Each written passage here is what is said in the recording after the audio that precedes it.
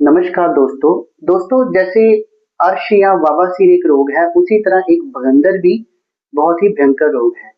तो आज बहुत ही आम भाषा में समझते हैं कि पहले भगंदर होता क्या है।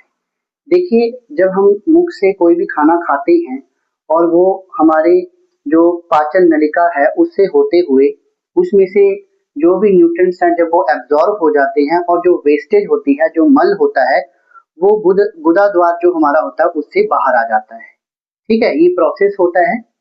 कई बार क्या होता है कि ये जो हमारा मल द्वार है और ये मल नलिका है, उसमें एक गलत रास्ता बन जाता है और वो रास्ता जो है हमारे जो बटक्स होते हैं उनके ऊपर जाकर खुलता है। इस तरह का एक गलत रास्ता जो बन जाता है उसको ही हम भगंदर, फिस्टुला इन एनो कहते हैं। अब इसमें रोगी को क्या परेशानी आती है कि कई बार क्या होता है कि जब वो मल का निकास कर रहा होता है तो मल जो है थोड़ा सा वो गलत रास्ते से भी निकलना शुरू हो जाता है। पेशेंट जो होता है उसको बैठने उठने में बहुत दिक्कत होती है, उसको दर्द रहती है। इस पूरी नलिका में बहुत ज्यादा सूजन रहती है। ये जो उसको बहुत भयंकर सी दर्द उसको कभी कभी फील होती है, ये इसी सूजन के कारण होती है। और अगर यहाँ से अगर मल ना निकले तो कई बार यहाँ से पाक सी जो है वो रिश्ती रहती है। ठीक है, ये सारे इसके सिम्टम होते हैं। बैठने में पेशेंट जो है काफी अनकंफर्टेबल फील करता है।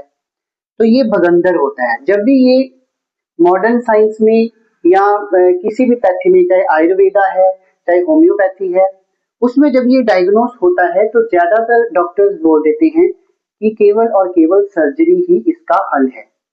देखिए, आयुर्वेद मतानुसार आयुर्वेद में भी क्षार सूत्र से इसकी सर्जरी की जाती है जो काफी सक्सेसफुल है, और जो मॉडर्न पैथी की सर्जरी है उससे काफी बेटर भी है।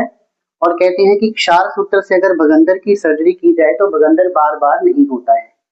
लेकिन आयुर्वेद में जो व्यक्ति सर्जरी कराने से डरता है, आयुर्वेद में दवाइयों से भी इसका पूरा हल है। यानी कि मेडिसिन से भी इसको ट्रीट जो है वो किया जा सकता है और इसका ट्रीटमेंट पूरा कंप्लीट ट्रीटमेंट होता है।